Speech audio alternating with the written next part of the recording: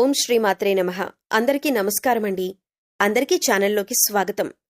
ఈ రోజు ఈ వీడియోలో మనం మిథున రాశి వారి యొక్క ఫలితాల గురించి తెలుసుకునే ప్రయత్నం చేద్దామండి.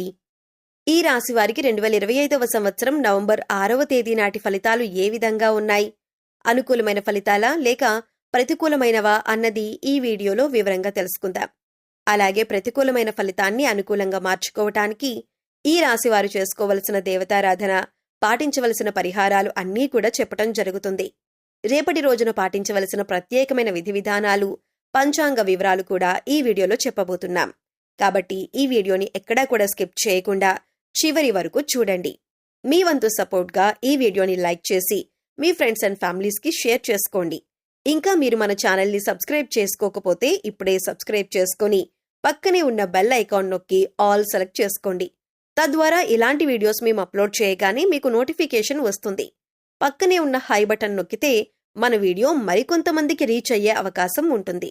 వాళ్లకు ఉపయోగపడుతుంది. వారు ఆ పుణ్యంలో భాగమవుతారు. మీరు కూడా పుణ్యంలో భాగమవుతారని చెప్పి తెలియజేస్తున్నాం. ఈ రాశివారి దినఫలాలు తెలుసుకునే ముందు శ్రీభక్తి కుటుంబ సభ్యులందరికీ హృదయపూర్వక నమస్కారాలు. ఇక ఈ రాశివారికి ఆర్థిక పరిస్థితి పరంగా చూస్తే గత కొద్ది రోజులుగా ఆర్థిక ఒత్తిడిని అనుభవిస్తున్న వారికి ఇవాళ ఊరటనిచ్చే వార్తలు వస్తాయి. లాభదాయకమైన ఒప్పందాలు కుదురుతాయి. అనుకున్న డబ్బు రావటం చేత పాత బాకీలు తిరిగి రావచ్చు.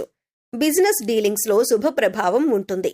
పెట్టుబడులకు ఇది మంచి రోజు, కానీ జాగ్రత్తగా నిర్ణయాలు తీసుకోండి. వెండితో సంబంధం ఉన్న వస్తువులు కొనుగోలు చేస్తే శుభంగా ఉంటుంది. ఆర్థిక సలహాలు వినటం వలన మంచి మార్పు వస్తుంది. చిన్న వ్యయాలు ఉన్నప్పటికీ పెద్ద లాభాలు రాబోతున్నాయి.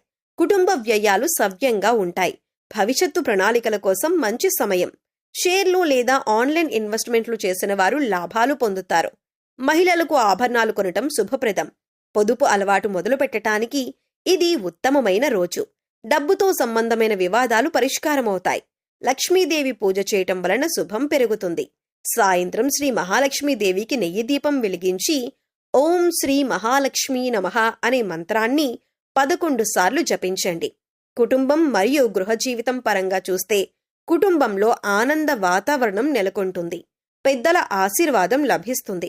దూరంగా ఉన్న స్నేహితుడు లేదా బంధువుని కలుసుకునే అవకాశం ఉంది. దంపతుల మధ్యన అర్థంపర్థం పెరుగుతుంది. పిల్లల అభివృద్ధిపై మీరు గర్వపడతారు. ఇంట్లో శుభకార్యాల చర్చ మొదలవుతుంది. చిన్న తగాదాలు ఉంటే అవి తేలికగా సద్దుమణుగుతాయి. తల్లిదండ్రుల ఆరోగ్యం మెరుగుపడుతుంది. భవిష్యత్తులో స్థిరాస్తి కొనుగోలుకు చర్చలు జరుగుతాయి.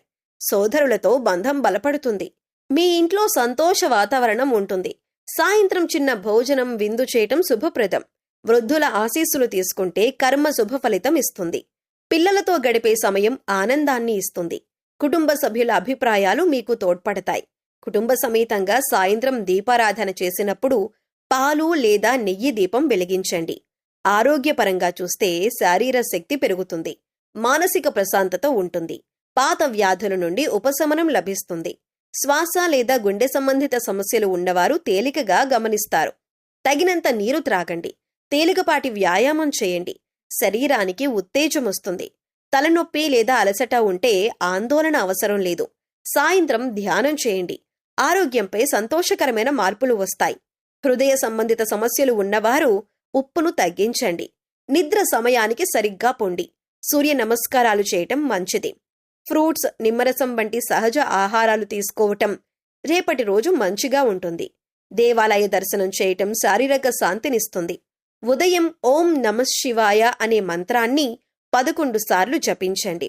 వృత్తి మరియు ఉద్యోగపరంగా చూస్తే కార్యాలయంలో మీ ప్రతిభను గుర్తిస్తారు. మేనేజర్ నుండి ప్రశంసలు లభిస్తాయి. కొత్త ప్రాజెక్టులు ప్రారంభమవుతాయి. మీ మాటకు విలువ పెరుగుతుంది. సహోద్యోగులతో సఖ్యత ఉంటుంది. పని ఒత్తిడి తగ్గుతుంది. ఉద్యోగం కోసం వెతికే వారికి శుభవార్తలు వస్తాయి. అదనపు బాధ్యతలు వస్తాయి, కానీ ఫలితం శ్రేయస్కరంగా ఉంటుంది. సీనియర్స్ మద్దతు లభిస్తుంది. కొత్తగా నేర్చుకునే అవకాశాలు వస్తాయి. కష్టానికి ఫలితం దక్కుతుంది. టైం మేనేజ్మెంట్ సరిగా ఉంటుంది. టెక్నికల్ వర్క్లో ఉన్నవారికి పురోగతి, విదేశీ ప్రాజెక్ట్ అవకాశాలు ఉంటాయి. పసుపు వస్త్రం ధరించి కార్యాలయానికి వెళ్లటం గురువారం ప్రత్యేకంగా అనిపిస్తుంది. అయితే వీరు ఏదైనా పనిని ప్రారంభించేటప్పుడు 10 సార్లు ఆలోచన చేస్తారు. ఆ పని పూర్తి చేయటం వలన ఎటువంటి ఫలితాన్ని పొందుతాం, అలాగే ఆ పని జరగకపోతే ఏమవుతుంది అనే విధంగా చాలాసార్లు ఆలోచిస్తారు. అలాగే వీరు ఏ పనిని అప్పగించినప్పటికీ సహనంతో పూర్తి చేస్తారు.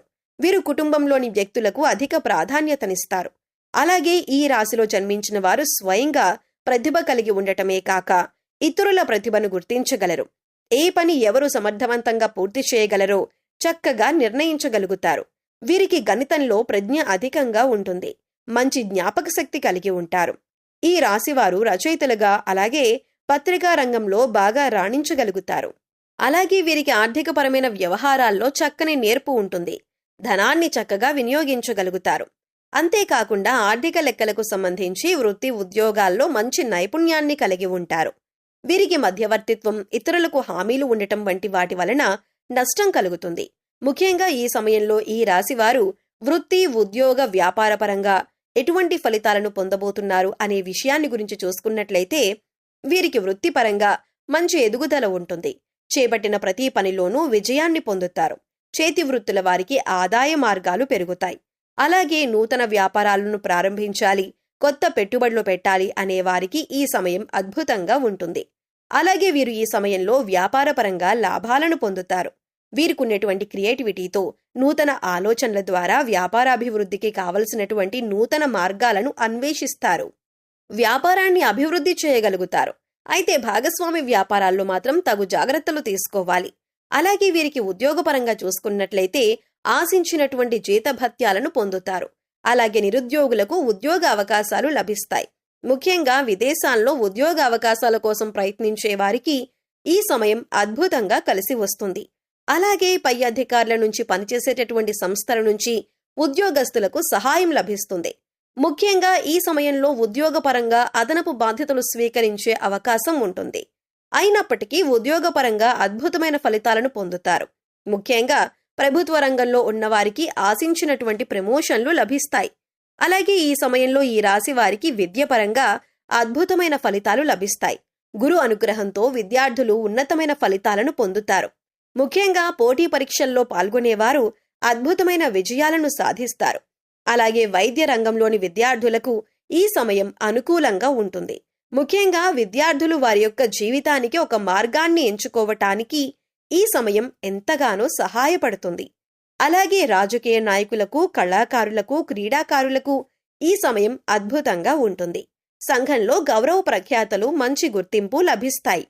ఇక ఈ రాశివారికి ప్రేమ మరియు దాంపత్య జీవిత పరంగా చూస్తే ప్రేమ జీవితంలో కొత్త వెలుగు కనిపిస్తుంది. చిన్న మిస్అండర్స్టాండింగ్స్ సద్దుమణుగుతాయి. భాగస్వామితో నిజాయితీగా మాట్లాడండి. ప్రేమలో నమ్మకం పెరుగుతుంది. ఇక ఈ రాశివారికి ఈ కార్తీక మాసం మొత్తం పవిత్రమైన, శుభప్రదమైన రోజులు. శివుడు మరియు శ్రీ మహావిష్ణువు ఇద్దరూ మీపై ఆశీర్వాదాలు కురిపిస్తున్నారు. మీ ప్రతి ప్రయత్నం విజయవంతమవుతుంది. భక్తితో జీవించండి. భవిష్యత్తు మీ వైపు వస్తుంది. ఈ రోజు శివాలయానికి వెళ్లి బిల్వపత్రం సమర్పించి పాలు అభిషేకం చేయండి. పాపక్షయం, ధనలాభం, ఆరోగ్య ప్రాప్తి ఈ రాశి వారికి కలుగుతుంది. ఓం నమః శివాయ. ఓం నమో నారాయణాయ. ఈ వీడియో మీకు నచ్చిందని అనుకుంటున్నాను. నచ్చితే లైక్ చేయండి. మీ ఫ్రెండ్స్ అండ్ మరియు ఫ్యామిలీ మెంబర్స్లో మిథున రాశి వారు ఉంటే వారితో షేర్ చేయండి. ఇంకా మీరు మన ఛానల్ని సబ్స్క్రైబ్ చేసుకోకపోతే సబ్స్క్రైబ్ చేసుకొని పక్కనే ఉన్న బెల్ ఐకాన్ నొక్కి ఆల్ సెలెక్ట్ చేసుకోండి. పక్కనే ఉన్న హై బటన్ నొక్కటం ద్వారా మన వీడియో మరికొంతమందికి రీచ్ అవుతుంది.